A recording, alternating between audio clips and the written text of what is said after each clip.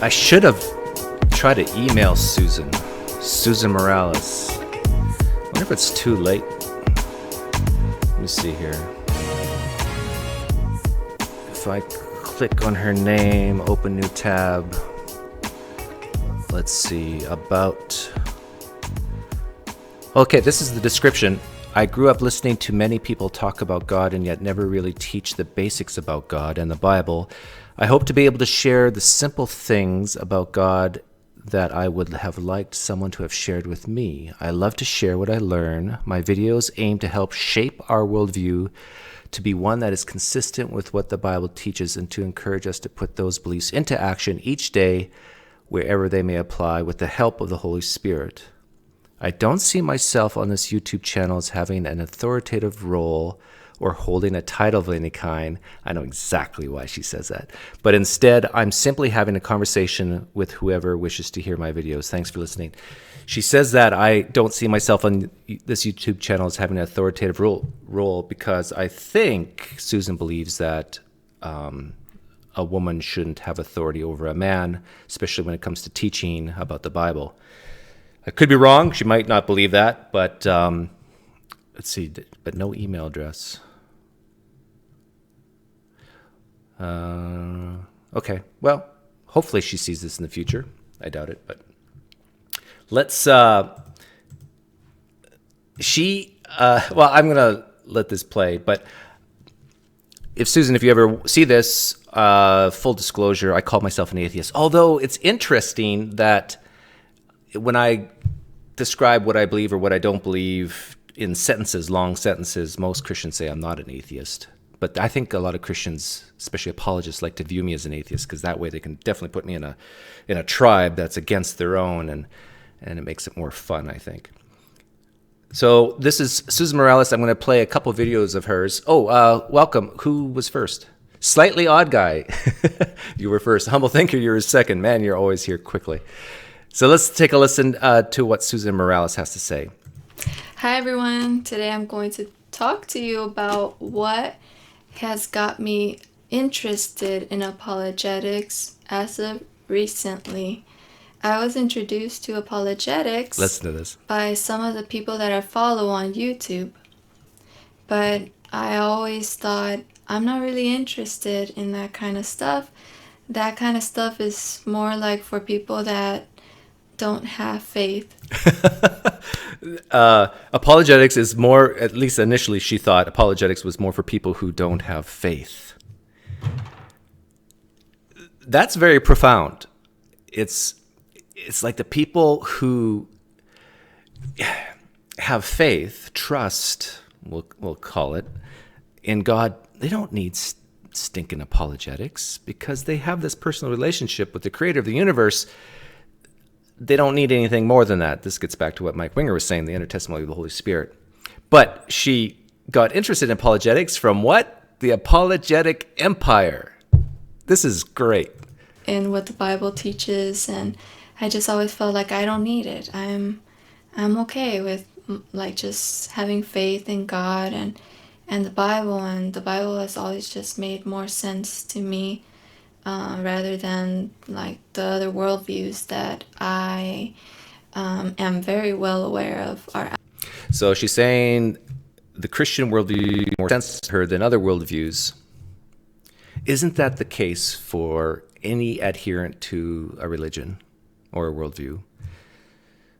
Like, Susan, can you imagine a Muslim saying, you know what, Islam just doesn't make sense to me, but I'm a firm, faithful Muslim? Can you imagine a Mormon saying, you know, Mormonism really doesn't make sense to me, but I'm a strong adherent to Mormonism in the LDS Church? Of course, the culture you're raised in, the religion that you're raised in, and even a religion that you convert to is going to make more sense to you compared to other worldviews. Out there. So what actually got me interested in looking into apologetics is there was this YouTube event that I was watching, and I was watching the same one, Susan. A bunch of YouTubers that, talk about apologetics, Christian apologetics. Oh, Aisha Miles Aisha, I can't say her name, in the live stream chat saying maybe you're getting interested in apologetics because you yourself are doubting, because you just said that you thought at first apologetics was for doubting Christians. And so on the live chat, a lot of people were noticing that there weren't a lot of women apologists, or any, at that event. And so someone in the chat said it's probably because women are not confrontational, and he made the point that there weren't a lot of women out there. There are quite a few, well, not as many as men, of course, but there's several women apologists that I've reached out to personally, and I just got shunned. In fact, if I do more interviews in the future, I think it's only with females. Gotta support the female apologetic empire. Apologists. So my personality is kind of like in elementary. Whenever the little boys would come after the little girls, I would always like go defend the little girls and like try to chase off the boys. I like her. She's spunky. And so when I hear things that are like, girls can't do that, women, there aren't any women apologists out there, or like women's brains are very different from a man's brain. See, I can tell she's a lot like me in the sense that she's a bit of a contrarian. She's saying, oh, people are saying women are not confrontational and they can't do apologetics, so guess what? I'm here. I'm going to do apologetics. And that's why they're not interested in this. It almost comes across like we're not built to study this type of stuff. And so I just kind of think, no, that can't be the reason why, Why there aren't a lot of women apologists out there, I don't know, except I can only provide an answer for why Like, why aren't there more female poker players? Why aren't there more female chess players? Why aren't there more female hunters? As a woman, wasn't very interested in apologetics.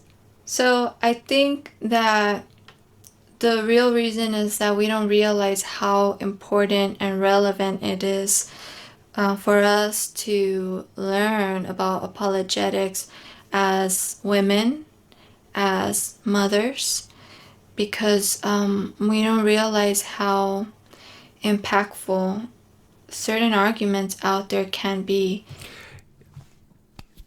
Was it arguments, Susan, that got you to be a Christian? Was it apologetic type arguments that said, yes, I now believe Christianity is true and now I'm going to be a Christian? I'm willing to wager 10,000 Pine points that's not the case, but I could be wrong. To whoever doesn't have any other explanations, any rebuttals to compare, whatever arguments against God are out there and will be told to them one way or another. We hear it all the time through media, or books or teachers, professors. So yeah, Reed, nice to see you here. It says, think of the children. Yes, if you care about your kids, women, Christian women, you should get in apologetics. In fact, because there was that comment in that live stream chat during the Apologetics Empire live stream, because someone said, well, women are not confrontational and stuff, this is the reason why she became an apologist, or is becoming more active at least. So maybe we need to do that to get more women into it, get more that contrarian vibe. So I'm going to say this. Yeah, women can't do apologetics. No way. They're too quiet and shy and non-confrontational. No, they can't. They can't do it. Come on, let's get real. Women can't do apologetics. This is my way of getting the fire lit so they'll actually start doing it. So I think that for me, I went on a search, right? Like on YouTube and Facebook, Instagram. I'm looking for these women apologists. And I did come across Yeah, I actually had a list of like 10 of them that I could maybe even share with you, but I forgot. And I don't have that list in front of me. Something that I found really helpful for me to get started was this book called Mama Oh, yes, that's one of them. Mama Bear Apologetics. Bear Apologetics Morgan. by Hillary Morgan Ferrer. Yes, and in fact, Hillary, you're invited to come on my channel anytime you want. And the first chapter is really going into depth about how important it is for us as mothers to learn this kind of stuff for our children's. Yes, it's very important. Now, if this one of my favorite questions, Susan, if you ever watch this, is like, what's the big deal if your children are not Christian? What's the worst that could happen? Do you think you could be a great parent, teach your children how to be kind to other humans, teach them how to be self-sufficient and productive members of society? But let's say you do all that, but they're not Christian. What's the worst that could happen? Benefit. There are some stories of like moms out there where like their children that grew up in. Brenda in the live stream chat says, Doug is a sexist. I am not a sexist. I just think women cannot do apologetics. The faith that went to church every Sunday. It's as easy as them having an atheist boss to convince them that God is like Santa Claus, and there went like their child's faith. And if you really believe that someone's eternal destination. Here it is. I just asked the question, what's the worst that could happen? And she's answering that question. Can be lost that easily with just someone like proposing an argument. Susan, I asked this question so many times, what's the worst that could happen, on purpose, because I want Christians to realize that really what they're talking about here is the eternal destiny part. Because I think most Christians admit that your life might even get worse if you convert to Christianity. A lot of Christians admit that. Blessed are those who are persecuted for my sake, for example. And so, but there's so many Christians who have this really gut-wrenching, terrible, no good, rotten feeling about this concept of hell being a really bad place for eternity, that by God not letting you into heaven, he's actually sending you to hell. It's a dichotomy in most Christians' minds. And so that's why I keep pounding that idea over and over again, because I realize that it goes against most, especially mothers' intuition, that an all-good, loving God could stop people from going to heaven. And this is why a lot of Christians are changing their mind about their view of hell, saying things like it's locked in the inside, like C.S. Lewis said, or that eventually everybody ends up in heaven and maybe there's a little time of spanking going on, but eventually God redeems everyone to himself. Christians are starting to really move, at least in the United States, move away from this concept of this eternal bad place, because it just goes against everything inside them. And being persuaded, then me as a mom, I'm going to want to be the first person to present these arguments to my kids at the appropriate times and provide an answer and a rebuttal against these things. So yeah, I'm sure Mormon mothers do something similar. I'm sure Muslim mothers do something similar. They're the first people in their child's life, or the father, to present these arguments to help shore up the faith. Me personally, I'm convinced that this has nothing to do with gender, and it actually is pretty obvious when you look at just men as well. Like, there are a lot of men out there, Christian men, that are not looking into apologetics as well. There's a lot of Christian men that are not looking into apologetics as well. I have a feeling some male apologists might say that it's because they're not being manly enough. They're not being the spiritual leaders in the home. And apologetics is part of being a spiritual leader. Maybe not in the church, as an elder or a pastor or a deacon, but for sure in the home, apologetics should be paramount. And there's a lot of women that are not looking into it either. But there are some women that are looking into apologetics and are great teachers at it. See, I actually wish my wife would become a female apologist. I think that would be great. And are writing books. So it's not, you shouldn't feel like if you're a woman, you're not capable of. And you shouldn't be intimidated that it's like mostly men in that field currently. Instead, I think that what should really be happening is that men and women should both be coming together and really learning this and teaching it to each other. But Susan, I think some women are scared to go into apologetics because of what you wrote in your description in your About tab, when you said that you're not in an authoritative role or giving yourself a label. As some women just feel that it might be borderline sin to actually use apologetics to evangelize or to help boys, young men, to become stronger Christians, because you're building up their spiritual faith as a woman to a man. And some women just view the things Paul said as, no, you can't do that. Of course, I'm sure you don't believe that, but I think a lot of women do.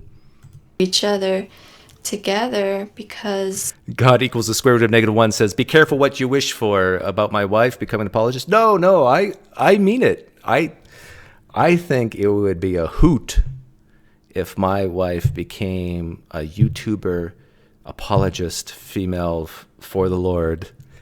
That would be, oh man. If she had her own channel, I had my own channel, and then maybe once in a while we could join forces. We're a team. We're on the same team. We're all trying to do our best to defend Christianity. And yeah, because that's 50% of the Christian membership, the saints that are almost being cut off. You're losing like half the potential of people with skills, with like different personality types. Different people resonate with different people, and I tell you, I think a lot of men who are not Christian might listen to a female apologist before one of those cranky, ugly, hairy-backed apologist men. Men have a lot of opportunities, but women have, perhaps even more so unique opportunities, even within the home. At least it is the case for me. I'm the one that is with my children most of the time, so yep. I can teach my kids so many things. And it looks like you teach your kids music. I bet you anything, I'll bet 10,000 pine points, that she and her husband are involved in music in the church. They might even be on the worship team looking at that. Is that a mixer board? Yeah, soundboard in the back. And I can take advantage of this time that they're still young, and that now is a time when, you lay the foundation for them, because soon enough, they'll be doing their own thinking. They'll be accepting what they believe. Oops. Soon enough, they'll be doing their own thinking, so we need to think for them now. I would be careful saying that, Susan. Believe is more logical and believable. They'll be evaluating the evidence for themselves, and you really just want to... No Windows 95. This is at 1x speed. I'm just savoring every moment of this. I'm not going to speed it up. Help them to... I speed up men, but I don't speed up women. Be able to see through deceiving arguments or just faulty... I'd never speed up Shannon Q's content. Thinking. But Apologia, I just, 3x it. And this is why I really feel strongly that it's not anything that women can't learn. it's just like anything else in life that it's gonna take some work to learn.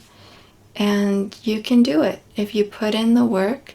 And there's Susan, you need to get their competitive juices up by saying, no, you guys can't do it. You women can't do it. You're too scared. You got it, because it worked for you. You got into apologetics from people saying you can't do it. So you got to kind of use the reverse psychology. people out there that are already teaching it. It's not like you have to learn it all by yourself. You can ask questions. And Yes, asking questions. Street epistemology. Susan, if you've never heard of it, look into it. Or the Christian cousin to street epistemology is the Kokel method by Greg Kokel. That is, in fact, you don't even have to know much. All you have to do is know how to ask the right questions at the right time to get at the root of why someone believes or doesn't believe.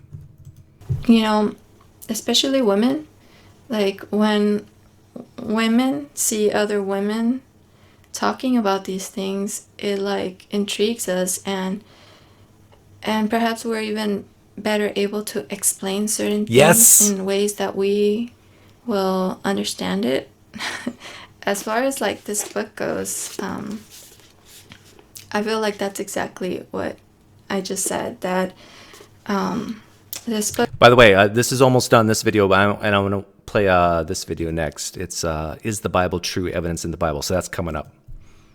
Book really helps women to understand like how specifically in their role as a mother, apologetics plays such a huge role, and it's so important for for your child's faith and really ultimately like where they spend their eternity. See, there it is again. I was on Braxton Hunter's channel. Again, support Braxton Hunter, Trinity Radio, because his YouTube channel is specifically for atheists. So Christians, you don't even need to watch. It's for atheists. And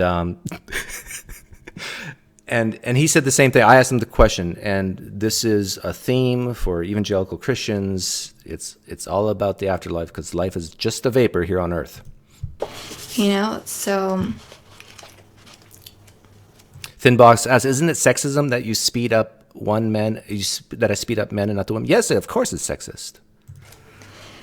I wasn't excited about... I prefer the opposite sex. What can I say? That's why I'm married to a woman. About learning apologetics a few weeks ago, but now I can see the importance, and that it's not just for people that don't have any faith, and it's not something that you have to be confrontational about in the way that you talk to other people. You could... In fact, I agree with that. In fact, if you're confrontational, odds of success goes down in evangelism.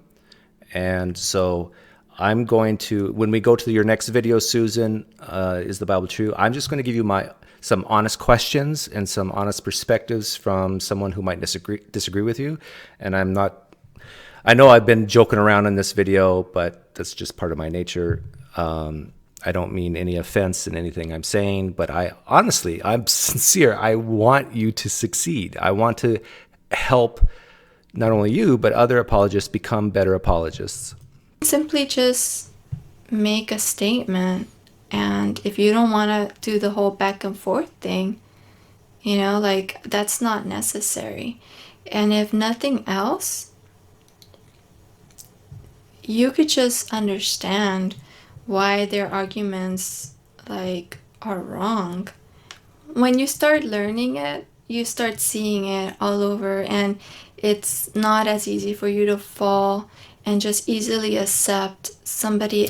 I'd be careful here, Susan. I've personally known people who got deep into apologetics and left the faith because of it. It does happen. Else's argument, like you feel like you're equipped to be able to, kind of like the Bible says, that put on the whole armor of God. How many former Christians still remember, or how many atheists know what the full armor of God is? Can you name, I think, is there 5, 7? Helmet, breastplate, sword, belt.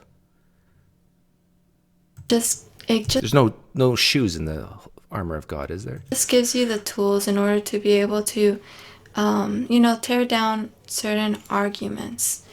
As far as, even if they reject them, you help yourself and you guard your own faith as well. Yes, apologetics is not so much for evangelism, although I'm sure it can be. It's to build the faith of the person doing the apologetics.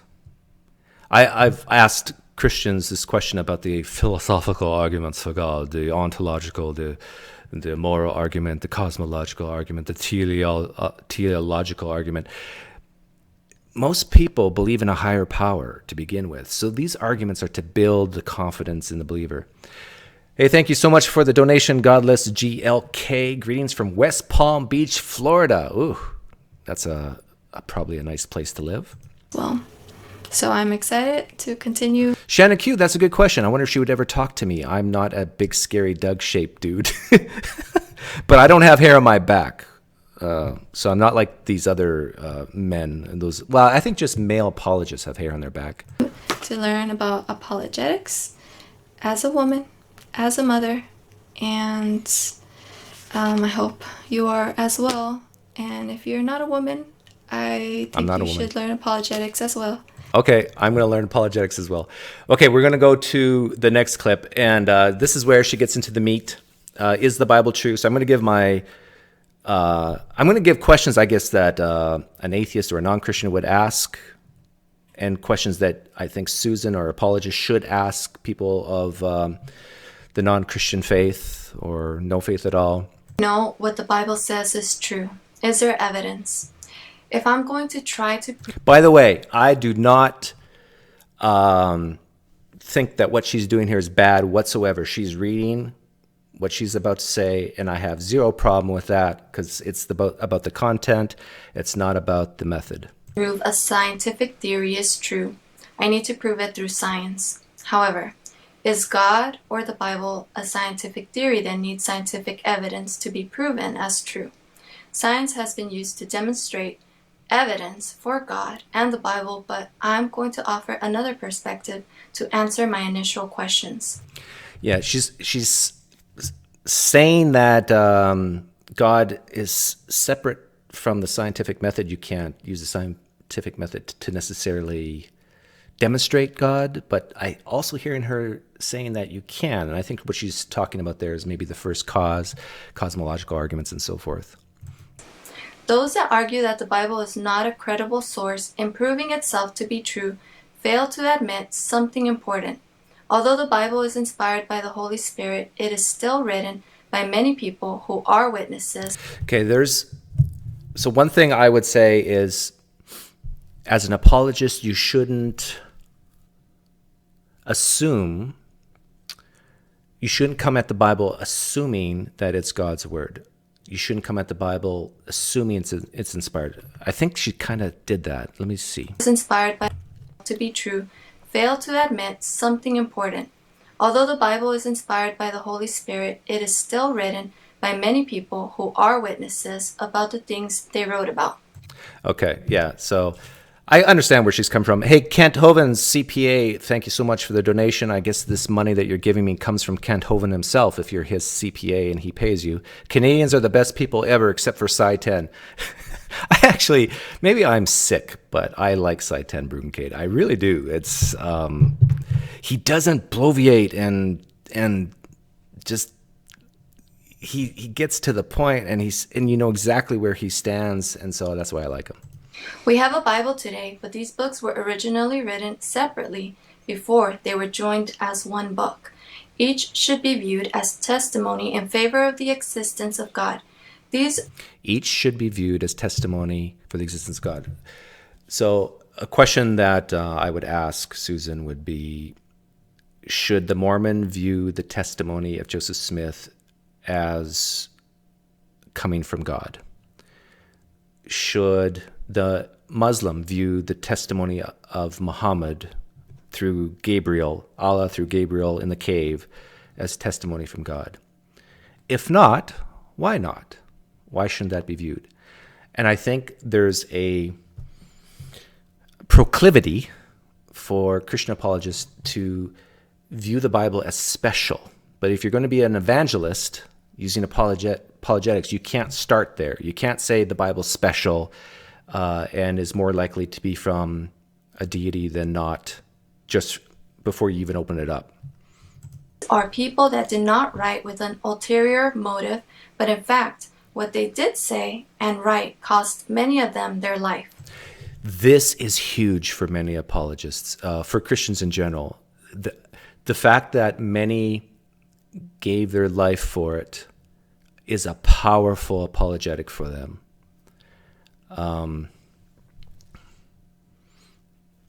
And I don't know what's the best way to combat that thought, because the typical, well, many people die for things that are not true.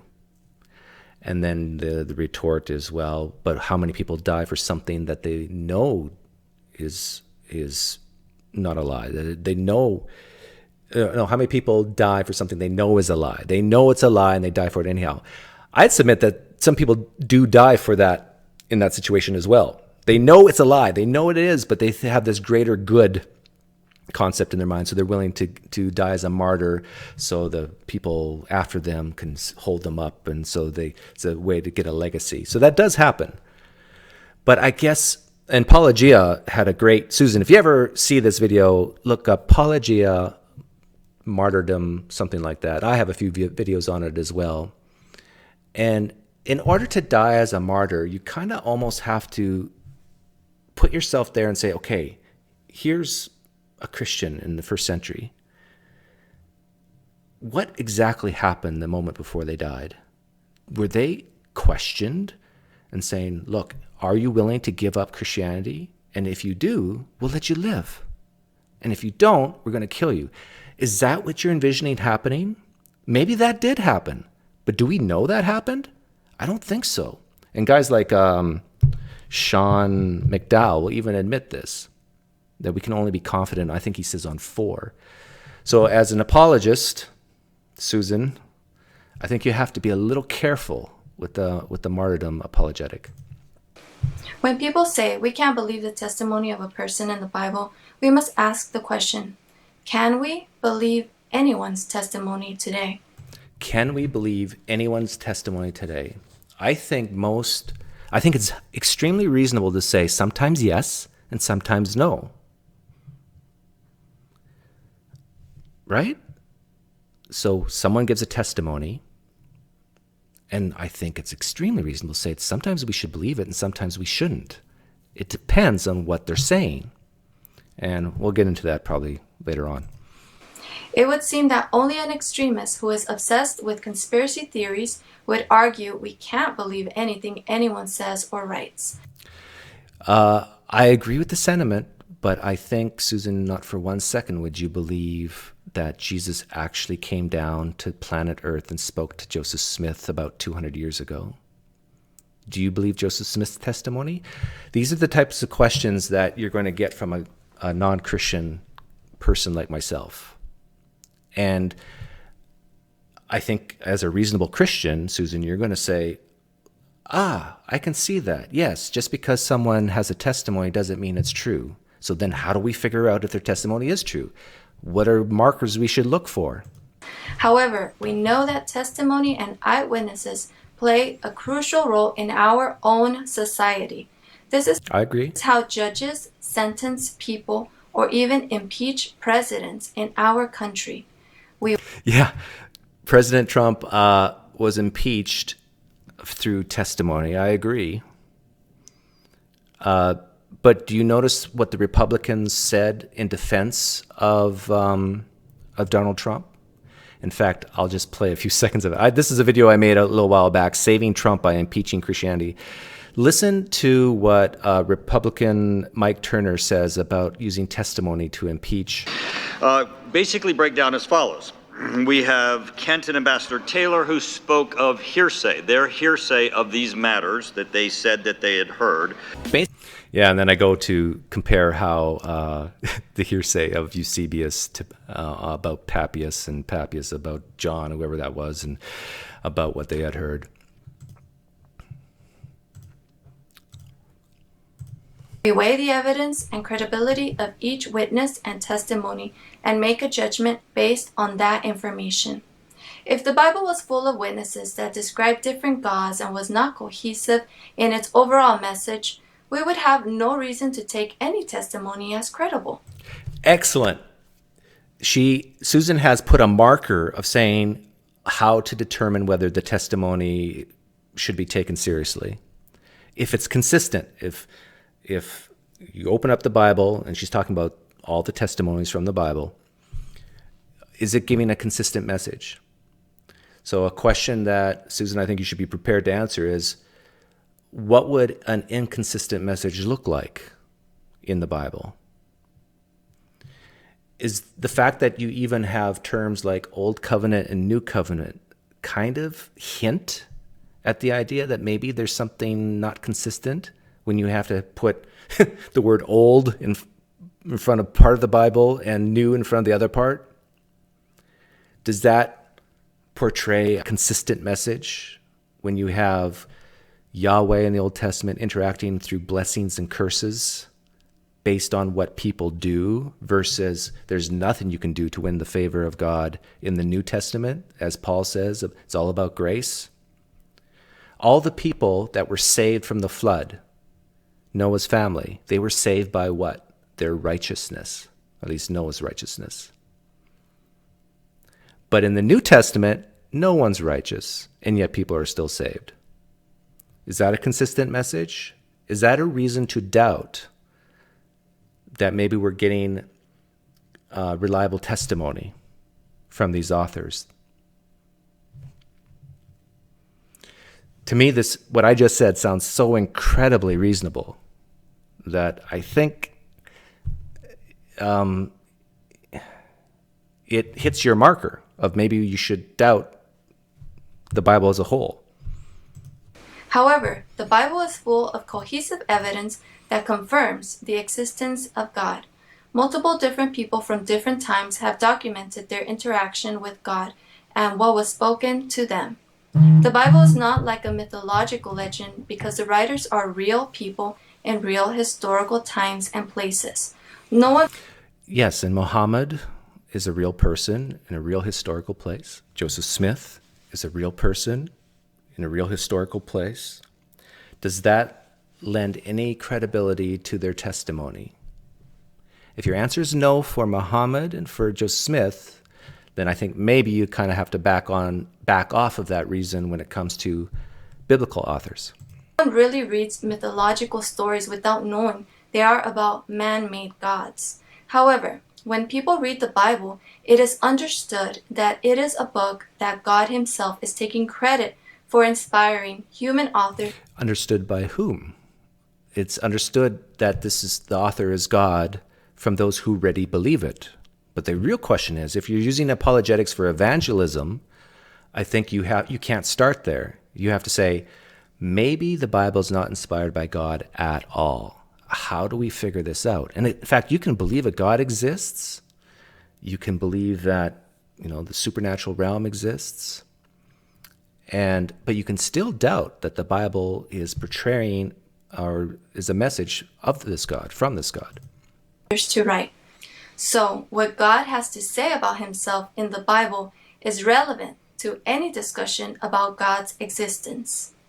If we are quick to dismiss the Bible as evidence to be analyzed, it would be like wanting to impeach the President of the United States for something he did without wanting to take into consideration President Trump's transcript, nor listen to any witnesses that heard any conversations firsthand. It's like people want to remove God from the throne without reading his transcript first and hear... Without reading his transcript first. Susan, you're assuming that what you're reading is from God in the first place. We have to open up this book and look at it from the point of view of, maybe this is not from God. How can we figure out if it is? Hearing what he has said, wanting to discredit the evidence without even reading it. Furthermore, how can anyone even talk about someone they don't know? Many times, when you hear arguments from atheists or skeptics, it's clear they haven't read the Bible for themselves. Yeah. I would advise against saying that to non-Christians. And it's not just atheists, just non-Christians in general. There are many Orthodox Jews who are knowledgeable. They're very knowledgeable about the New Testament. There's many Muslims who are very knowledgeable about the New Testament and the Old Testament. And I would say, in my opinion, and I could be wrong, that many ex-Christians know the Bible better than Christians do. And in fact, a lot of Christians agree with that, because this is why they're saying there needs to be apologetics, because Christians are ignorant of their own holy text. And therefore have formed an argument against a God they don't even know. Others try to put God... Hey, thank you, Chris Brothers. Doug, I really enjoy your videos. This is the first time I caught you live. Thanks for all you do. Well, welcome. I'm glad you could catch me live. God with all other religions to say there is no God, which is just a sloppy argument, since if someone wants to make that argument, they should thoroughly investigate all religions, including the evidence or the lack of evidence which would make that religion probable. Yeah, I haven't done that. I haven't thoroughly investigated all religions because there's just way too many. And I'm curious, how many religions have you thoroughly analyzed, Susan? It's one of those things, like, what do you do with that? I would need a reason to thoroughly investigate a religion. So for me, I'm quite familiar with Christianity, quite familiar with Judaism, a little bit familiar with Islam, but any religion outside those three, because where I live, how I was raised, it's like, give me a reason why I should even care. And I think for a lot of people who are not born and raised in the Christian culture, or in a Christian home at least, it's like you need to give them a reason why they need to even open up the Bible and care about it. Why is it relevant? And I think your answer that you gave in the previous video is a good one. It's because if you don't, you're going to suffer in eternity. And so that's the big incentive there. Christians are instead left to do all the heavy work for an argument they didn't even pose or believe. Christians are doing their due diligence in investigating their own religion and are convinced based on the evidence they have come across. Yes, and here's the problem here, though, Susan. It's flat earthers have done a lot of research and investigated the evidence, and they're convinced that the earth is flat. Oh, I hope you don't believe the earth is flat. Same with Mormons, same with Muslims. Everyone, the feeling of thinking that you're right is the same as the feeling thinking that you're right, but yet you're wrong. You believe you're right. You believe you have the truth. Just like a Mormon. Imagine a Mormon. They believe they're right. They believe they have the truth, but yet they're wrong. And they have that same internal feeling as you do, Susan, about what you believe. So the problem or the goal here is to try to figure out, to lower our biases and say, you know what? And I've said this many times. It's almost like you have to come to the point where you could say, I could not care any less about Jesus. I don't care about Jesus. Who cares about Jesus? But you know what? Let's investigate the Bible together. You almost have to come from it from that point of view that, you know, I'll be just fine if I leave Christianity. I'll be just fine if I never become a Christian. Now let's investigate the Bible together. Anyone who comes from the point of view of, I am willing to die for this belief, I tell you, it's so incredibly hard for them to look at the Bible objectively. That their search for the existence of God can stop, since their main questions about life have been answered. This is something that atheists and skeptics might lack answers for in their own worldview. What do we lack answers for? Based on the evidence they have come across, that their search for the existence of God can stop, since their main questions about life have been answered. This is something that atheists and skeptics might lack answers for in their own worldview. The person arguing against the existence of God is the one that has the burden to prove why Christianity is just like all other religions. And oftentimes when these arguments are made, it's clear they don't really understand what Christianity teaches.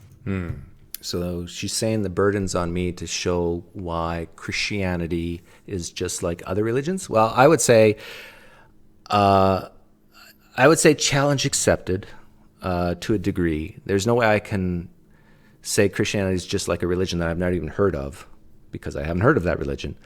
But I can say that, Susan, I hope you view this as reasonable. I see a book called the Book of Acts in the New Testament talking about Paul on the road to Damascus and having Jesus appear to him, having this vision. Then I read another book, The Diary of Joseph Smith, where Jesus appears to him as well. I see 2 appearances of Jesus to 2 men. They both have testimonies. They both signed their name to it. Why should I believe one and not the other? Why shouldn't I believe both of them? Why can I discard both of them? If I discard one, don't I have to discard the other, just based on those 2 specific claims?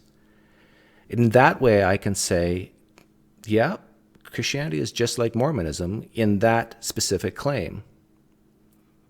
And I think not for 1 second, Susan, do you believe that Jesus actually appeared to Joseph Smith and said the things he did to Joseph Smith, namely that your version of Christianity is wrong. I don't think you believe that, but yet you believe Paul. Why? Some people may concede that while some things are verifiable in the Bible, it doesn't mean that what those people say is true. To this, I would think of an example to see if this reasoning holds true in other circumstances. Yes, I'm one of those people who say that just because something can be true in the Bible, that doesn't mean everything is. In fact, I think it's extremely reasonable to say that maybe some things in the Bible are true and some things are false. But I'm guessing that in your version of Christianity, I don't think you'd be comfortable to say that.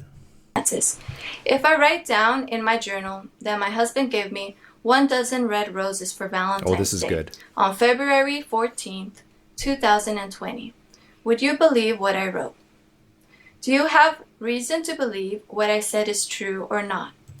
Yes. Okay, this is perfect. So she's talking about why we should believe people's testimony, and she says, if she wrote in her journal, she got 12 roses from her husband on February 14th, would you believe her or not? I personally, Susan, would believe you.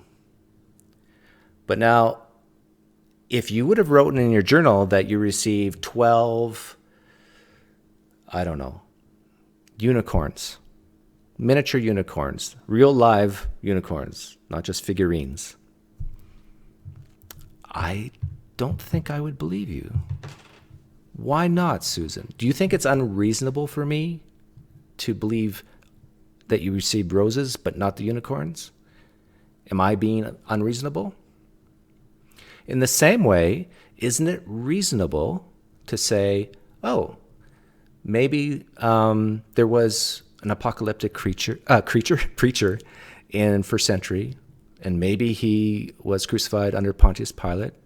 That's reasonable to believe. But is it reasonable to believe that he walked on water, made the blind to see, cast out demons into pigs, and rose from the dead after 3 days, or on the 3rd day? Those 2 claims are similar to the roses and the unicorns. And if you think it's reasonable for me to say, yeah, I don't believe the unicorn present, but I do believe the roses, I think you would have to say it's reasonable for me to say, yeah, I'm more skeptical about the walking on water claim versus being crucified claim. This is how non-Christians think, reasonable ones, I think. And this is, I think, Susan, what you have to do to try to... You have a huge challenge on your hand to say it's that idea of you getting 12 actual real-life miniature unicorns, that can just be believed based on a diary. I think reasonable Christians can see this, that it requires more evidence to believe that claim versus the red roses. Can anything I write be true? I think common sense would say it's true if it did happen. Common sense, yes. Is it common sense to believe in the 12 unicorns? How can I investigate this statement further to decide if it did happen and ultimately if it is true? Well, do I have ulterior motives to write this down? What would I gain from sharing this information? Yes, and is there ulterior motives for the New Testament authors to write this stuff down that they wrote. Susan, I don't know if you're aware of Michael Licona, but he even admitted just the other day, I could dig it up if you want, that yes, the Gospels are a form of propaganda. Why does he use the word propaganda? Because their goal, the authors, their goal was to build up the confidence of new Christians. That was their goal. Their goal was not necessarily to give accurate history. And guys like Craig Keener, Michael Licona, who else? Craig Evans, they especially beat up on the Gospel of John and say a lot of it was manufactured, made up history to tell a story, a bigger truth. So yes, these authors could have ulterior motives. Why would I give specific details in what I said, like the type of flower, color, amount of flower? I'm reading the live stream chat. Brennan Host says, Doug really does look like my Mennonite friends. Yes, I am a Mennonite, but Mennonite's not a race. Not a race? Yeah, no, it's not a race. It's not like Jews, but maybe it should be. Maybe I can have people persecute me and call it racism. Who gave them to me and on what day? The information I provided can also communicate something that I didn't even include. Like my husband obviously gave me roses because it was Valentine's Day. But do you have evidence that this is, in fact, the reason why? Could there not be other reasons why he gave me roses on this day? We use this logical reasoning process to reach convincing conclusions about everyday type of things as well as when we consider the evidence for the existence of God. Yes, and I think, Susan, you got to be prepared for guys like me saying, I have a diary up in my bedroom that says my great-great-great-great-grandfather could fly. Like not with, a plane. He could just fly himself, unaided with any technology. He could fly. It's in my diary. Do you believe it? And what would you need? What extra evidence would you need to believe that claim? What if I showed you 4 separate diaries that said something similar? Would you believe it then? I would encourage you not to believe it. You should not believe it, even if 4 separate diaries says so, because maybe these diaries, they knew each other, and maybe one read from the other diary, and this is a story. This is why a lot of non-Christians don't believe in the testimony in the New Testament. If my detailed testimony alone isn't enough for someone to believe that it did happen and that it is true that my husband gave me roses because it was Valentine's Day, would a photo of the roses and a picture of me and my husband on a post on social media serve as more evidence? Yes, this is brilliant. This is great. She's talking about how to layer in more and more evidence. So if you don't believe the testimony, would you believe a picture? This is what is meant by extraordinary claims require extraordinary evidence. I believe you, Susan, when you say your husband gave you roses. But if you said your husband gave you 12 real-life miniature unicorns, I don't think even a picture would suffice. I think any reasonable Christian listening wouldn't believe it, even if you had a picture, because they'll say, well, how do we know these were actually alive? And how do we know this is not photoshopped? And like this, come on, get real. So as the claim goes up, so does the level of evidence to, at least I think for most reasonable people, to say it's sufficient. And this is the difference between Christians and non-Christians, not just atheists. The difference between Christians and non-Christians, for the most part, is we feel the evidence does not match the claim. Or how about an actual date stamp on my phone of when the photo was taken? Can an explanation of the culture I live in and the common practices that take place on this special day each year be convincing? Yes, it's a common practice. That's why it's believable. It's a common practice for a husband to give his wife flowers on Valentine's Day. That's why we believe your testimony that you got flowers on Valentine's Day. It's common practice. Is it common practice for a person to be dead for 3 days and come back to life? No. So we just don't believe it based on a diary. We just don't believe it based on a letter. And Susan, here's one thing for you to consider. How many people, when you talk about eyewitness accounts, eyewitness testimony, don't you think of someone who actually puts their name on it in order to say that we have an eyewitness? Who's the eyewitness? Well, we don't know. That's no eyewitness. It's someone who says, I saw this. And there's only one person who does that in all of the New Testament, and that's the Apostle Paul. And apparently Jesus had already left for heaven at that point. He went up above sea level. Paul's the only one who says, I, Paul, saw this. The rest are all authors who didn't put their name on it, saying that other people saw it. Or, yeah.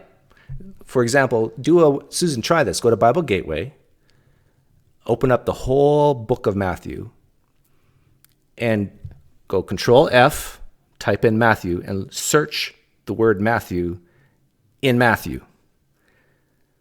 Search the word Luke in Luke. And nowhere will you see the author saying, I, Matthew, I, Luke, saw this. Ultimately, you could find no reason to doubt my husband gave me roses on Valentine's Day if you are convinced you don't want to believe it, but it wouldn't be a result of lack of evidence, but instead a refusal to believe the evidence already provided. People that are unwilling to consider the evidence the Bible provides for God will never be satisfied with enough evidence that clearly points to the existence of God. No, not true. I know a lot of Christians don't believe me when I say this. But my sister's paralyzed. She has multiple sclerosis. I know her situation. I've seen her situation for many, many years. I know my sister. She is completely paralyzed for many, many years. She's lost all the muscle, 99% of the muscle in her legs. She's skin and bones in her legs and arms and so forth. If you prayed for her in the name of Jesus and she was healed, my confidence in Jesus being a real God would go sky high. And I think high enough for me to become a Christian. If you do 1 Kings 18 in front of me, you soak wood and pray in the name of Jesus and light it on fire. My confidence in the Christian God would go sky high, and I believe to the point where I'd believe it. That is true. This is way different types of evidence than a diary saying that you got roses. I think any reasonable Christian can see this.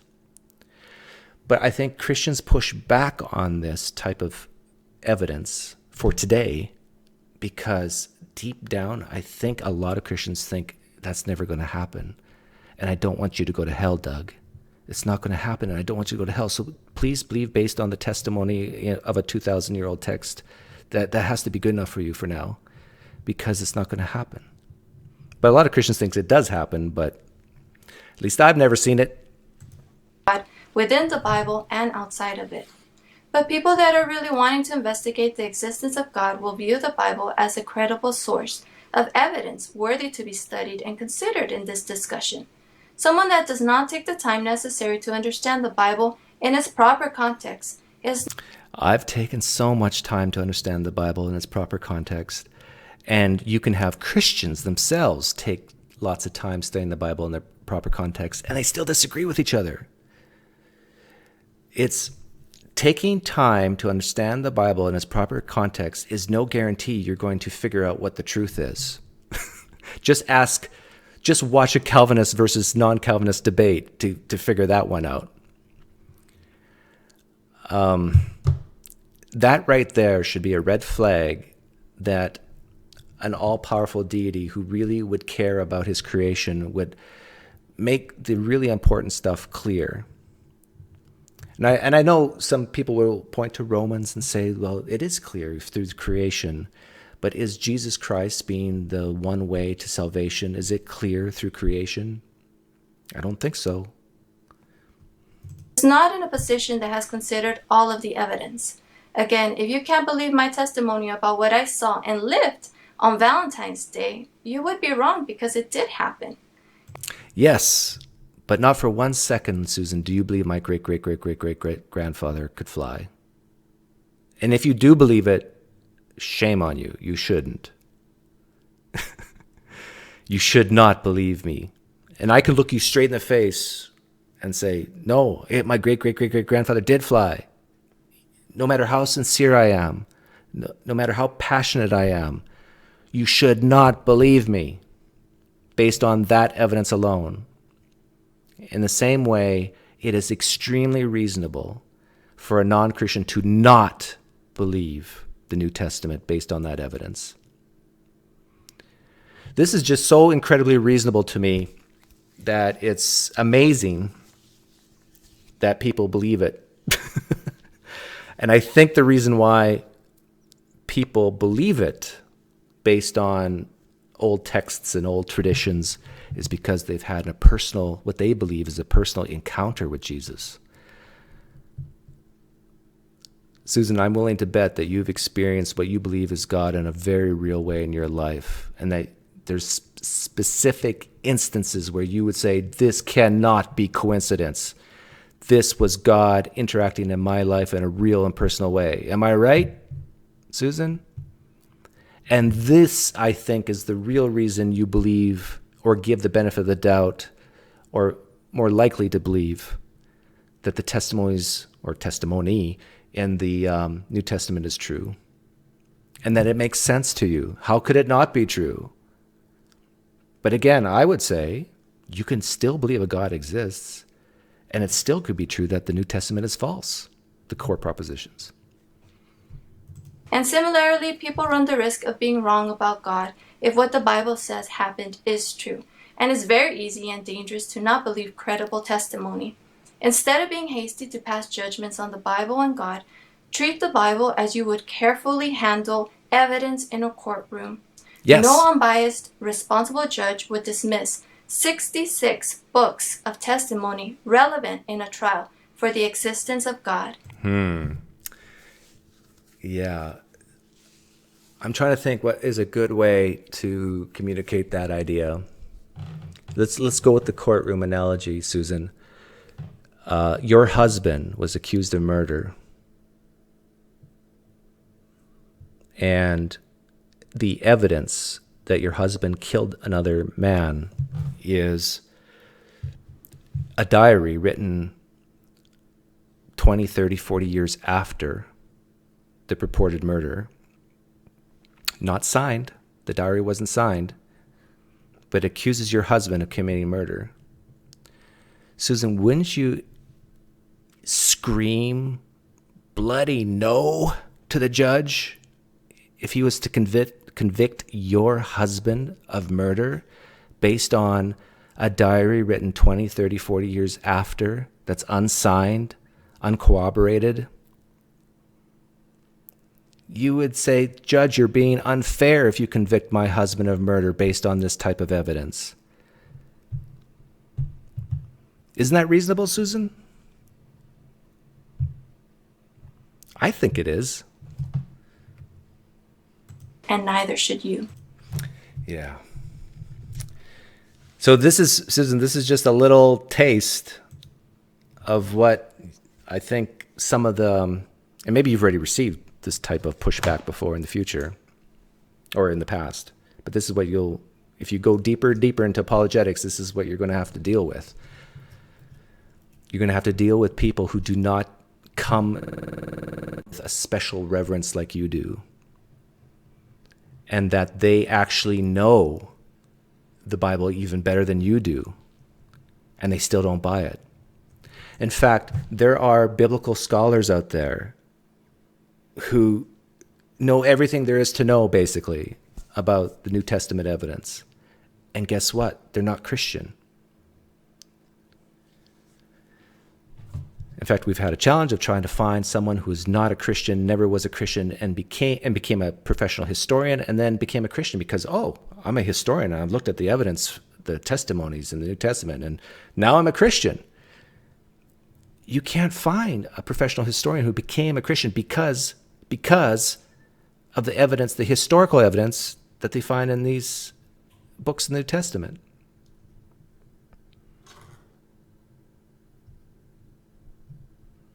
Why is that? It's because the people who find the evidence powerful in the New Testament are people who already began believing it in the first place, are the people who already come to the Bible with this special, oh, this is God's word to begin with. And then later on, they'll say the things that you're talking about these are credible witnesses. And this is based in history.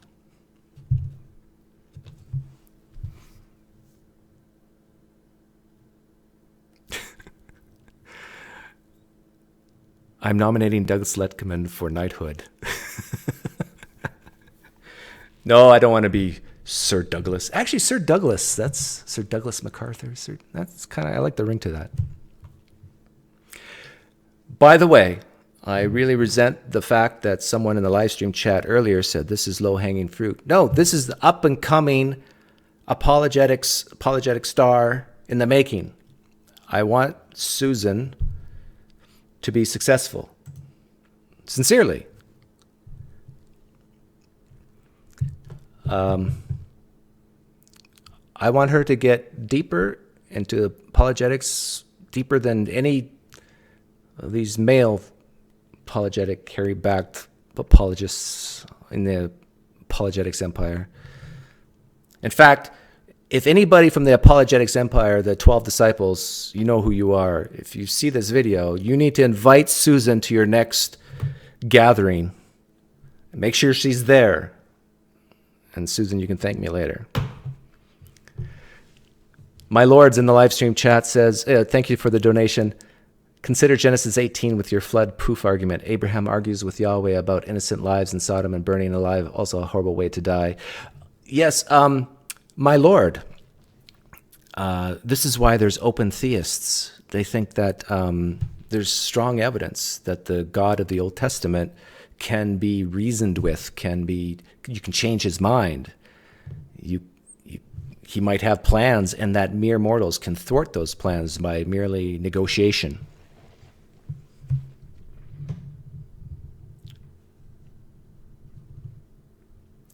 Why do you want someone who uses flawed reason and logic to succeed? Well, epistemology, I like that name.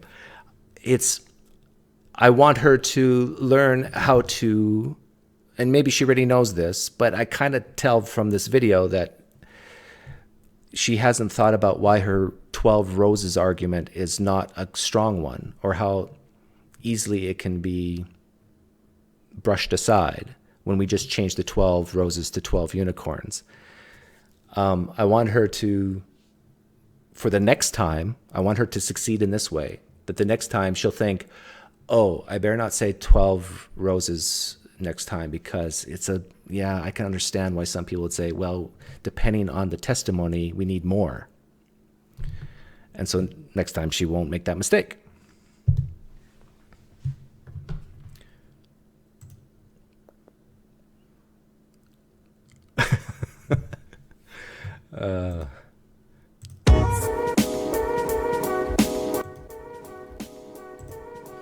So if anybody knows Susan, make sure she sees this.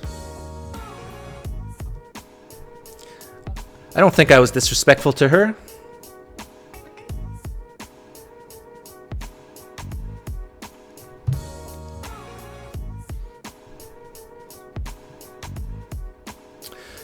Chris Brothers asks, can the Apologetics Empire accept her when the Bible teaches that women should not teach? Good question. I think it depends on which apologist you talk to. I think that many of the members of the Apologetics Empire would say a female apologist is great, but as long as they're under the submission of a male, of a man, especially when it comes to the teaching of the word. You gotta remember that the woman being under the man in a submission role only applies amongst Christians. So it's one of those weird things that if a woman is teaching, giving authority over a non-Christian, it's okay. But as soon as they become a Christian and they're talking about teaching Christian stuff, then some Christians have a problem.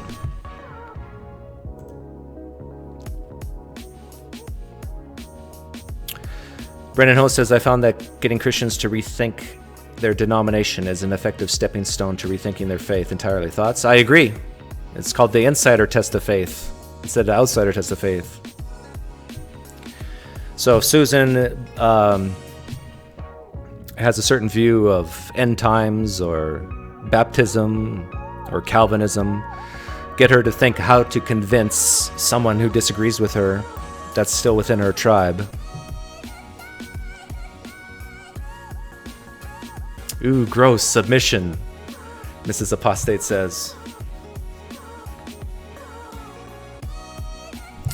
Submission in itself is not bad, Mrs. Apostate. It's when you say that it has to be one sex over another. That's when the problem comes. Because I'll submit to my wife many times on areas where she is better than me. And I would hope she submits to me on areas where I'm better than her. That's right, women. You should submit to your husbands if they're actually better than you on certain aspects of life, and vice versa.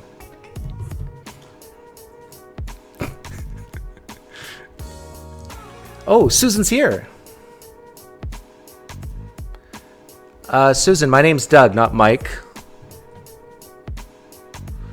Hey, Mike, thanks for promoting my channel. You're very welcome, but my name's Doug. Yeah, so go check out Susan. In fact, if you're an atheist, non-Christian, let's try to get Susan's... I subscribed this morning, get her numbers up. I want Susan to beat Braxton Hunter. I want Susan to beat Michael Lacona. I want Susan to beat... I don't think you can reach Inspiring Philosophy or David Wood, but...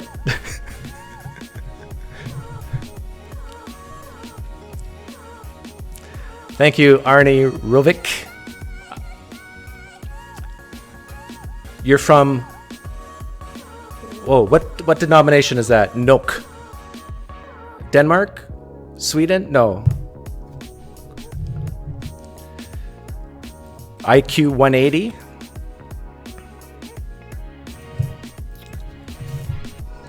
No, my IQ's not that high.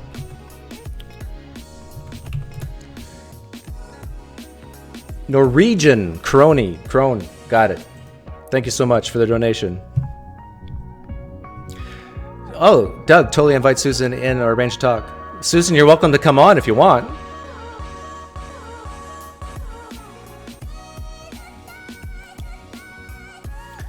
She needs to talk faster. No, it's fine, Topher.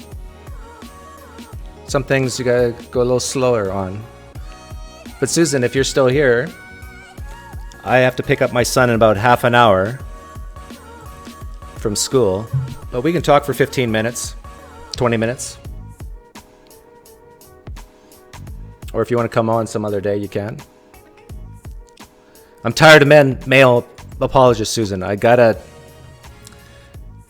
mix it up.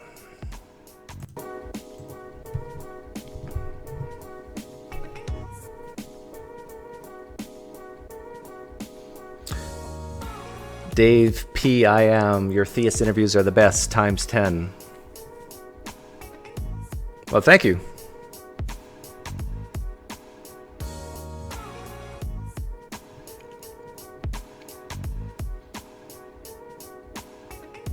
So, Susan, if you watched it from the beginning, I'm a bit of a jokester. I sometimes can be sarcastic, but everything was in love. No hate.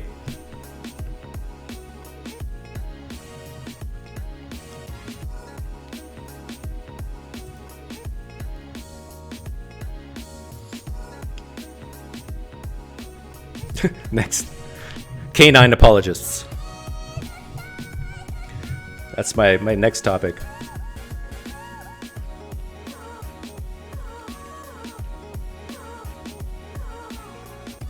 Did Susan leave? She was here, right? I did see that correctly. Susan Marcellus was here? Yeah. I see her. Yeah, good.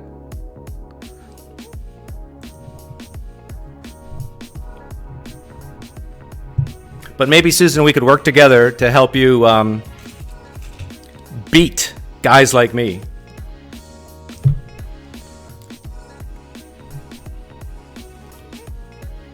I want you to have all the best arguments.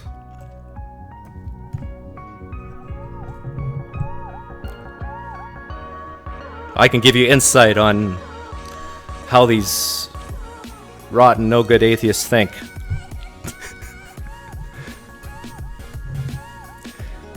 Will it ever be round 2 to 3 debate with Darth? No. Been there, done that.